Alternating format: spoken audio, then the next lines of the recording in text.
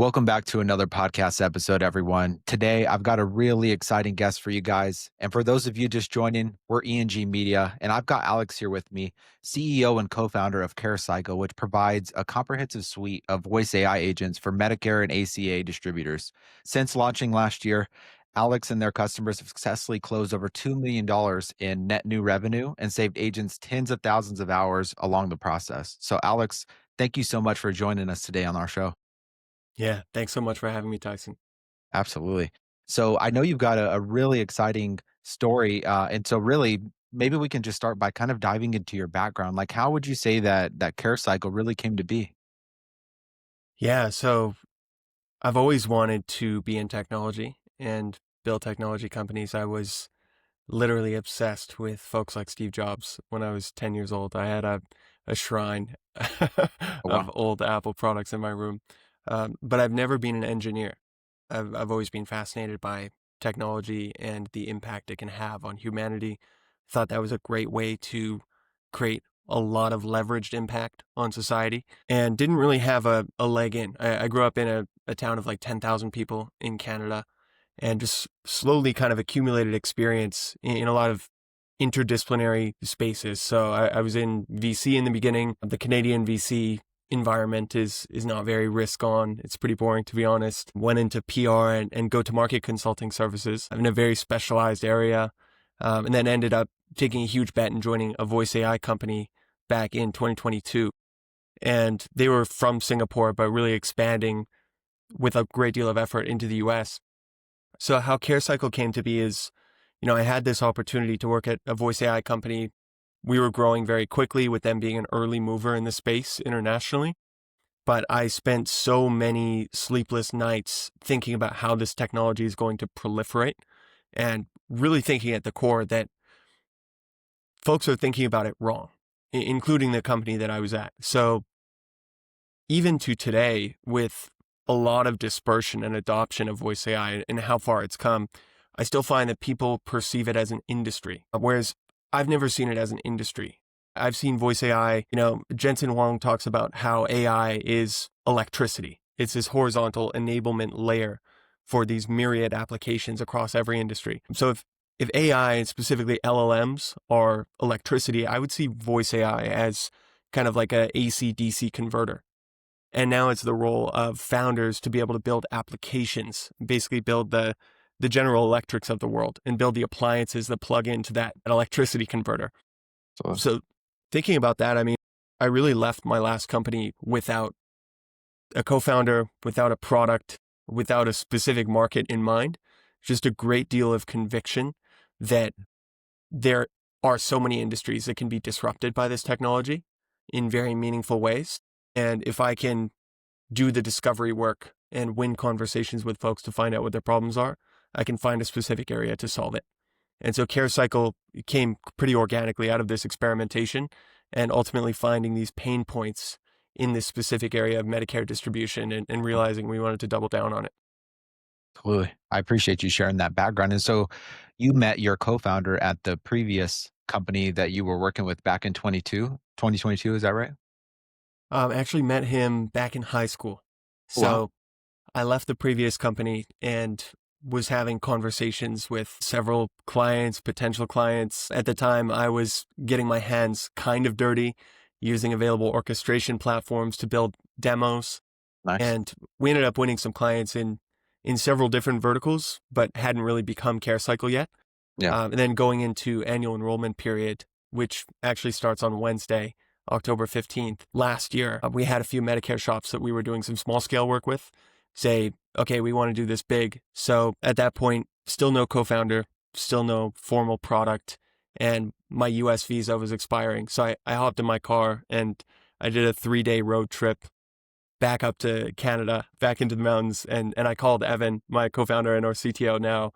And we were just on the phone the whole time, scaffolding out ideas for product. Love that. That is so awesome. So I mean, and basically in 2 days from now, starting on Wednesday, October 15th, it's like the Super Bowl for your guys' clients, and things really start to pick up to that point. I think that that's really interesting as well. But kind of before we dive into exactly some of the work that you guys are doing for these Medicare and ACA distributors, I know that you are one of the lucky folks that have gone through Y Combinator specifically. And so going from, your visa about to expiring in the US, you driving back to Canada, thinking of different verticals that you and your co-founder can tackle into, how did you kind of go from that into successfully going through Y Combinator? I think it was a 2025 batch, is that right? Yeah, so winter 2025 was an incredible experience. Many of the folks that we went through the batch with continue to be some of my best founder friends to commiserate with to this day. We still hold office hours every 3 weeks to set goals together. And I would say, to put it in a sentence, what YC did for us is gave us permission to dream bigger. We were on a path to bootstrap and frankly very hesitant about the notion of going the VC backed path. I believe that there's a lot of businesses in the AI application world that can actually gain substantial scale Uh-huh. and revenue while being very capital efficient. And so there isn't really that necessity of going to raise your entire alphabet of VC rounds so much. Whereas in the VC zeitgeist, it's usually framed as a dichotomy. You either have this nice little lifestyle business or you build something massive and you take VC. I believe that you can build something massive today without that much VC. Not to discount the value that they bring to the table, but YC for us was very much about the community. It was about certainly the mentorship and really pushing us to go beyond our initial dreams of having a nice little niche business to really building something that can scale and build a sizable organization around it. Yeah, absolutely. I think that's awesome, and it's great to hear that you met your co-founder in high school. We spoke to the founders of Hyperbound, Atul and Sri Harsha. They also had met in high school as well, both from kind of an engineering background. But what would you say is maybe one key piece of advice that you've got through YC, through the network that you've built of other founders, but also from like some of the advisory that they provide as well? Is it more on like the engineering and technical side and how to bring your guys' vision to life, or was it maybe more in a different sector of your guys' business? Yeah, I would treat the YC partners, and ours was Aaron Epstein. He's great. Michael Seibel's also fantastic and incredibly candid. I would say that there aren't any secrets that going through YC teaches you. All of their best advice is publicly available readily, and it's repeated in their public content. But what going through YC provides you is this experiential learning opportunity with very ambitious peers that kind of forces you to actually integrate the learnings. So very simple anecdotes like do things that don't sounds great. Everyone thinks they understand it when they see it on paper, Right. but internalizing it is something very different. When you see peers, you know, flying to a customer on a dime Right. to land that first user and do a call and install and set them up on the app and watch them use it. The kind of earnestness and intensity and determination that this really takes. Some people just have it out of the box. So Steve Jobs said this as well. Most people are not used to an environment of excellence, and it's the role of founders to really create that environment and set the bar high. I think it's incredibly beneficial for founders to strive to be in these communities where people around them are setting the bar as high as possible, just to Absolutely. give that permission to dream bigger. So that's what it did for us. Michael Seibel also had a talk, an unconference talk on one of the very first days of the batch about, I think the title of the talk was How to Love Your Customers. But really, the majority of the talk was about how most of us don't give a fuck about our customers the way that we really should. So, like I said, he does not mince words. And he went, most founders are obsessed with their product. They're obsessed with building a great company. They're Yeah. obsessed with, the headlines and the vanity and raising big VC rounds, building what looks on paper to be a successful company. But in reality, the greatest companies exist because they have this undying love for their customers. And he provided a lot of really excellent examples of what that looks like. And he also framed some of what has become my thesis on vertical AI in voice and other modalities, really stating that in the early days of SaaS, it was perhaps enough to make a prettier UI, basically make someone's job in a company incrementally better by building this prettier product that's incrementally more functional. But he very clearly said that it is the end of that era. With AI, there is an unprecedented opportunity to really augment labor and change the unit economics fundamentally for your customers in B2B. And if you're not doing that, you need to find something else to do. And he went on to add, now we're not doing this currently, but we've seen several other companies in YC and otherwise do it successfully. If you are building software that fundamentally transforms the unit economics of operating in a particular industry or vertical, there is a possibility that maybe you shouldn't be a software company. Maybe you should vertically integrate fully and become one of the businesses that you're automating so successfully. We've seen folks build automated insurance brokerages in commercial insurance. Rather than selling the AI to commercial insurance brokers, they're just rebuilding the model from the ground up and making it very AI native. It's a buzzword, but it works. 100%. Yeah. I love that overall thesis of changing the unit economics in a specific vertical that you picked. I know last time that we talked, you mentioned, the business you were part of back in 2022, you were jumping on calls with a lot of different types of customers. And you mentioned as you look to continue to get your clients results and you want to continue to provide value and love them, it's like that's kind of a verb. It's in what you do. So the more that you can focus on a specific vertical, the more that you can provide a holistic solution. And I think as voice AI and just AI in general gets more commoditized, people aren't looking for 50-point solutions to help them solve a specific problem. They essentially want to make sure that whatever they're using, it clearly ties in and just a value stack is there. And I think that's becoming more and more present. And so could you maybe speak to the importance of vertically integrating like you guys have? Like, I know you guys are very specific in helping Medicare and ACA distributors specifically. Why, I guess, did you make that bet like so early on? And how has it really paid off for you guys so far?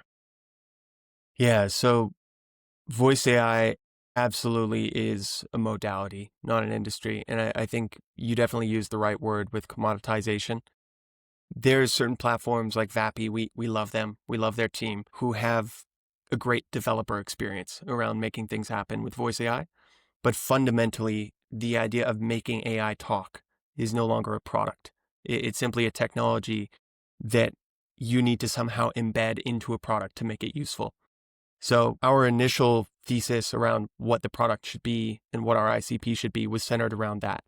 It was centered around how can we go beyond making AI talk and instead focus a lot of the product value on what it says and what problems it solves for our customer and our customer's customers in the case of a B2B2C case. Now, going into Medicare there were a few things involved. I would say there's a lot of serendipity that comes out of making these big bets, these forks in the road. And one of the mental models we used was the idea that there's very few one-way doors in the world, but it is often better to make a decision quickly with imperfect information and commit to it rather than staying in a state of paralysis by analysis. So we decided very early on to go into Medicare with the conviction that we would discover the pain points that we need to. And we didn't even do much math or research around things like market size until we were compelled by the actual pain points speaking with people. And that really gave us permission to go an inch wide, mile deep on it and discover those pain points that the various others who are maybe less focused haven't had the opportunity to do.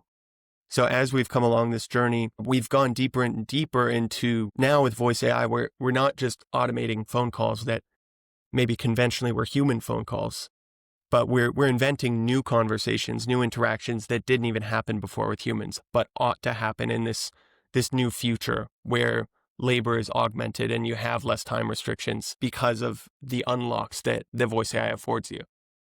Yeah, absolutely. I appreciate you sharing your perspective. I think you just said you guys go an inch wide and a mile deep specifically into your vertical. And I think that, it's so important because one thing you mentioned before our podcast is from a data perspective, some of the data that you guys are able to collect that affect the end user or your customers is huge. And I don't think that it's been collected before because I'm sure they're aware of the other voice AI solutions that are out there in the market. But those voice AI solutions probably also help like personal injury lawyers and all of these other different verticals that don't really help your vertical, which is Medicare and ACA distributors, collect some of the data that they've never collected before from their customers. So, are there any really interesting use cases that you've had from talking to your customers where they partnered up with CareCycle and they were able to kind of unlock something in their call centers that maybe wasn't able to, or I guess they weren't capable of doing before?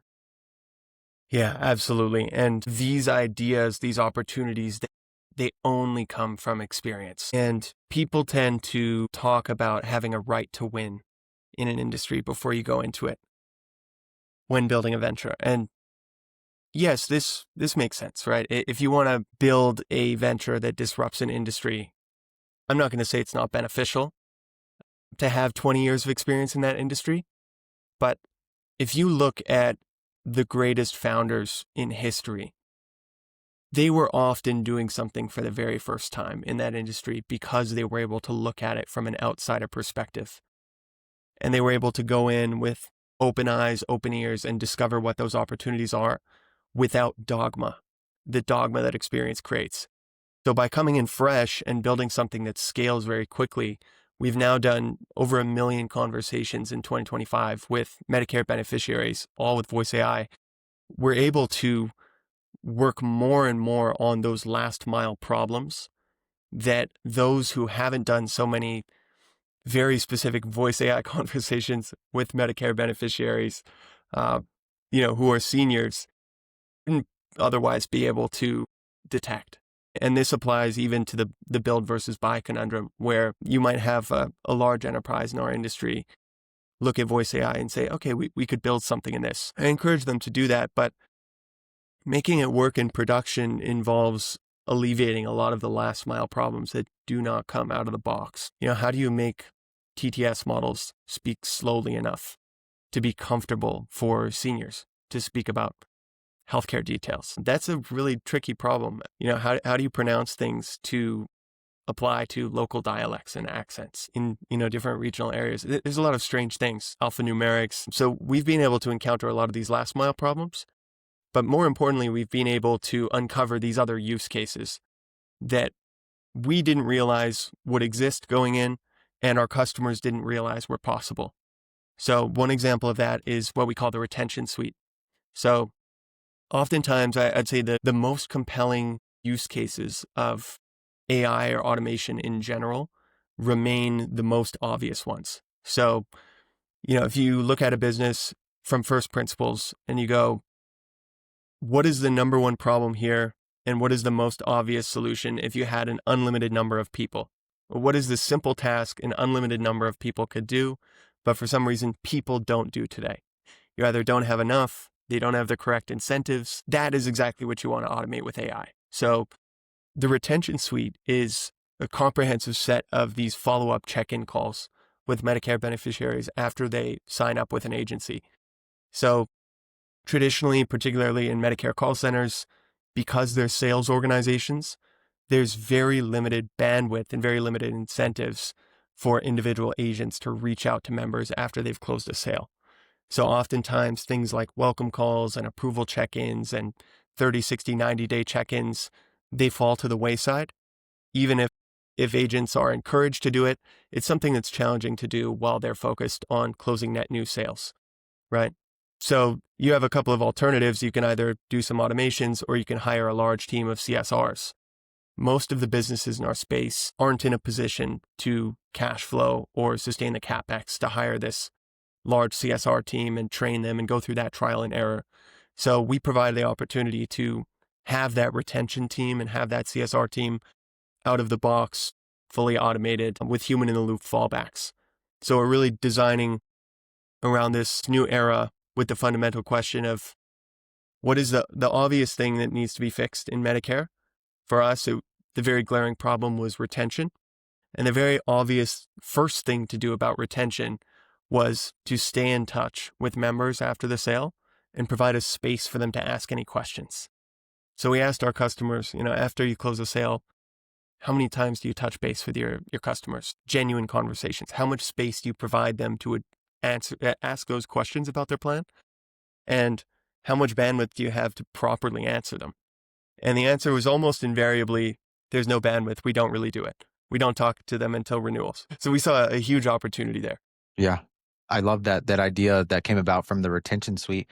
And yeah, I mean, you just said a lot of awesome things there. One of those was the dogma that comes from folks who've been working in an industry for over 20 years specifically. I forgot the exact term, but maybe they miss out on some of the opportunities that weren't present before, and they almost have like a bias on what they think is possible and some of the solutions that they can provide. And so I think like there is an interesting new entry for folks in the market that can deploy some of the AI technology like you guys are doing at scale, that you're able to collect new insights that kind of weren't able to be there before. And so the retention suite, I love that as an idea. I'm sure that your CTO has been super busy implementing a lot of that on the tech side. It sounds like with human in the loop and building out some of those workflows, I'm sure that it's fairly complex. But you know, a lot of founders that I talk to, when they come from like a sales and marketing background or more of a business background such as yourself, they're always looking for a technical CEO. Could you maybe speak to some of the value that your co-founder you've known since high school have has really brought to CareCycle in, I guess, enabling you guys to really drive home the impact that you're looking to make for Medicare and ACA distributors? Yeah. So Evan has been absolutely incredible. Instrumental would be an understatement. And as a starting point, there is a common misconception that you shouldn't do business with friends that I wholeheartedly disagree with. I think that you shouldn't do business with friends or family if the impetus to do business with them is the fact that they are friends and family. But if you have someone who genuinely has the merit, absent the fact that you have a relationship with them, to be excellent in that role, there is only upside to the fact that they are your family and friend. And the upside that I've seen personally is how closely and candidly we're able to communicate with each other. I often say things move at the speed of trust. And if you already have that trust established, there's no need to sugarcoat things. There's far less room for misunderstandings or miscommunications, because instead of leading with assumptions, we're always making that effort to understand each other's intent. And the 10 plus years of background and relationship together gives us just the right intuition about each other's intent. Even if I or Evan say something to one another that maybe doesn't actually capture our correct intent immediately, the first reaction is not to take it at face value, what was said. It's to unpack it further and go, wait a second, here's what I heard you say. Does that make sense? And if you don't have a strong relationship, it's very difficult to develop that muscle and develop that habit and effective communication. And we're trying to treat that as really the bedrock in our team that allows more of our team members, as we grow and expand, to exhibit that same mode of personal communication, radical candor, but radical candor with a great deal of care. Yeah, absolutely. I appreciate you sharing those insights. And I ask because I get that misconception all the time. You know, you should never do business with friends or family specifically, but like the alternative to that is to doing business with strangers. So if you know your friend and you guys have trust and you know that they're ambitious and their level of quality and like the standard and how they do work is up to par with something you would look for in a co-founder, then you can kind of just amplify and move a lot faster. And so I feel like that's just moving fast is kind of just like the bottom standard that you have in this B2B product AI space because everything is moving so fast. And so that's what I wanted to ask you, Alex. How have you found you guys, because you know you vertically integrated to help Medicare and ACA distributors. You guys are collecting a lot of data. You've had over 1 million calls go through your platform over the past year. How have you, I hate the word balance, but been able to deal with moving really fast, but also slow enough to make sure that you're capturing as much insights as possible? And I know there's no perfect way to do things, but have you found anything that's worked really well for you that maybe we can kind of put a pin on? Yeah, it's a great question. So I do agree that the balance is challenging to find, and it's challenging to identify what that balance actually is. So I think it's, whether you're moving fast enough or not, or whether you extracted the right insights out of an experience or not is kind of an unknown unknown. It's not like a test, right? So one of the things that I really appreciate about our team technically is that we very much value moving incredibly fast. Sometimes on a customer call, if somebody raises a particular issue or feature or a new button they want on the dashboard, we may even ship that in the same phone call with them, and Wow. they can appreciate that. But as we've scaled, we've realized that moving that fast isn't always beneficial.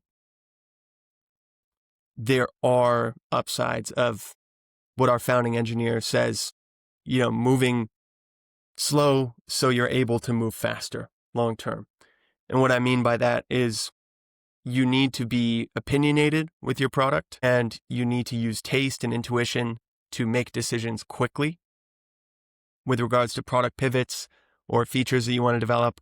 But when it comes to how you develop those features, it goes a long, long way to develop those features in a way that is open-ended to future exploration. So build a feature in a way that is relatively robust so you're able to build on top of it later as more information about the demand and what that feature really needs to be is revealed to you, rather than building a point solution that fits only the set of circumstances that are in front of you right now. And the way I'd frame it more high level is, rather than focusing on making the right decision every time on product, it goes a long way to make a decision quickly and focus on making that decision right. So going with conviction and building in a way such that that decision is not a one-way door, and also that that portion of your product can be malleable enough such that it can be responsive to new information that gets revealed, new feature requests, new market demand, or even the myriad bugs that come up when you end up shipping the feature. Yeah, absolutely. I think it boils down to being intentional in how you solve for bottlenecks that come up and how they fit into your overall roadmap.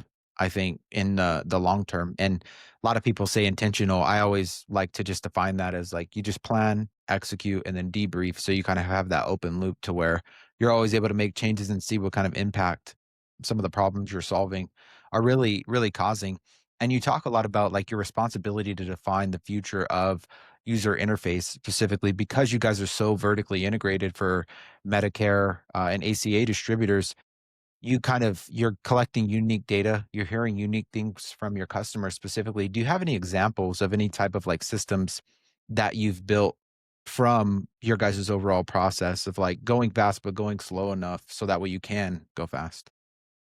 Yeah, definitely. So I would say that planning in product is tremendously overrated. Most of the time that you're doing a full-scale roadmap, you are building from a place of primarily vision rather than market demand. So instead of doing excessive planning, what we focus very heavily on is designing tight feedback loops. So this is another thing that YC reinforces very heavily. Talk to customers, build product. Talk to customers, build product. And that's all that matters. And at each fork in the road, you need to treat customer feedback as a data point that comes together to create a larger whole, a larger picture. You don't want to build exactly what one customer asks for at the risk of it being quite niche or quite different from what the market actually wants. And that's why you capture more and more data points as you go. One of the things that came up for us was the system that we call inquiries, which is our human in the loop system. What it does is it provides this space for AI assistants who speak with seniors over the phone to escalate certain questions to a human to be resolved asynchronously. So if somebody asks, for example, hey, is Dr. Johnson in San Francisco in network for my plan?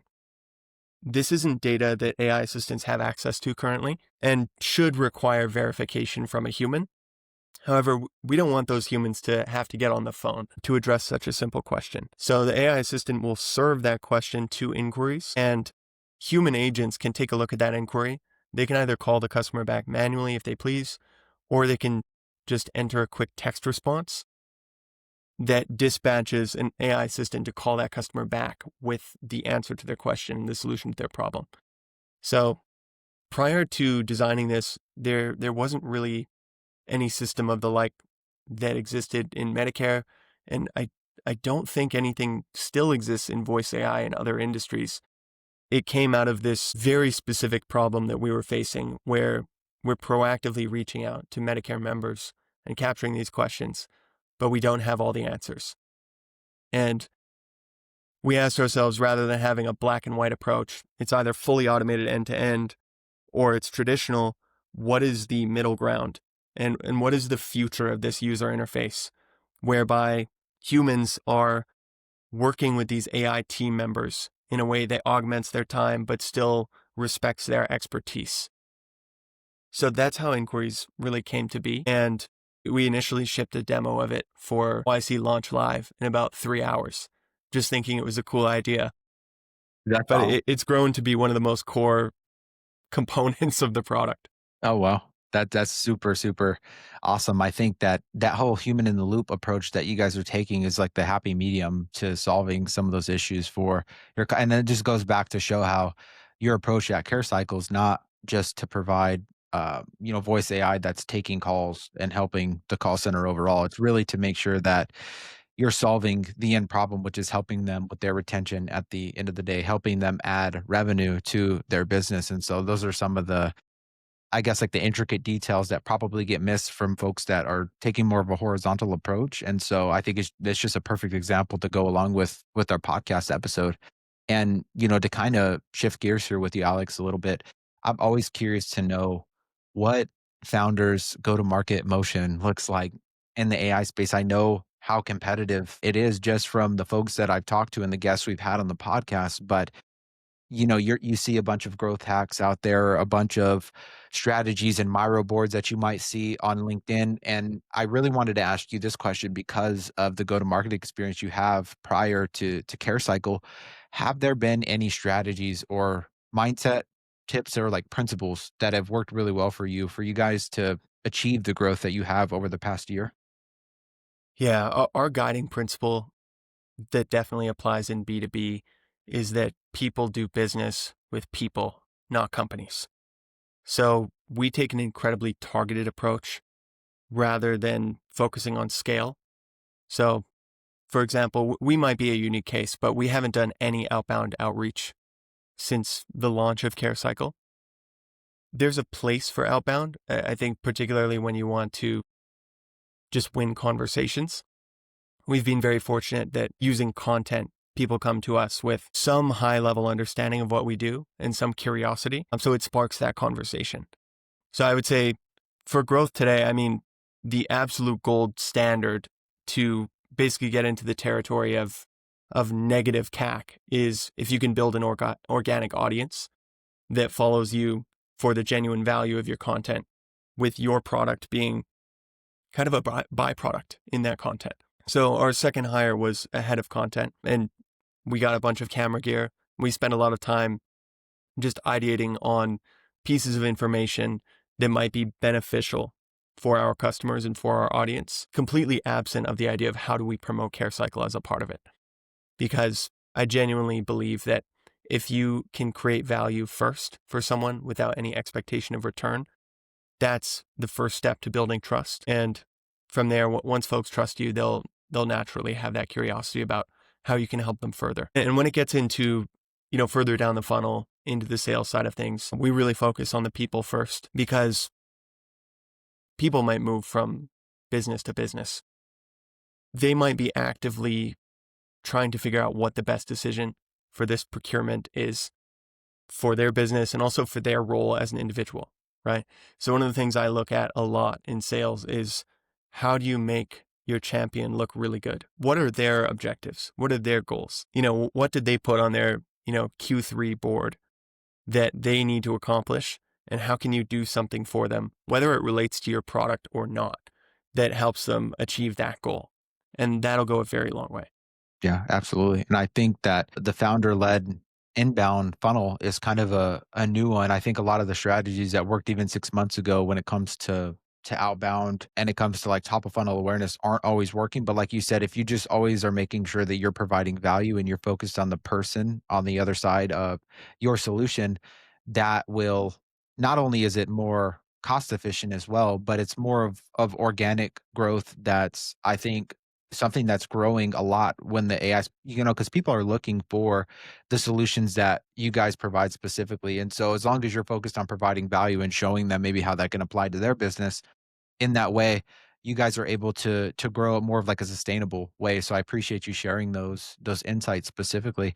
But, kind of before we wrap up here, Alex, is there anything that I guess like one line that you'd want to leave your audience with of folks in the Medicare space, ACA distributors, or even other founders that are part of things like YC in the way that they think about CareCycle and the problem that you guys are looking to solve? Yeah. So thanks for having me, Tyson. I'd say first for your audience, the most insidious problems in every industry are the ones that are just taken as a standard. They're taken as unfixable. They're taken as just a feature of the industry. So if you can dig deep into those and figure out, is there a future that exists where this problem isn't taken as a given, where it can be alleviated using completely different methods that maybe people in this industry never expected? That's a great place to start. And the solution to that will not always be clear immediately. The only way to find the solution to that is to speak with people. And so I encourage folks, whether you're, at an early pre-product market fit phase or you're further along, lead with building those relationships and trust with people so that your customers or potential customers can not just be a revenue opportunity, but they can be thought partners.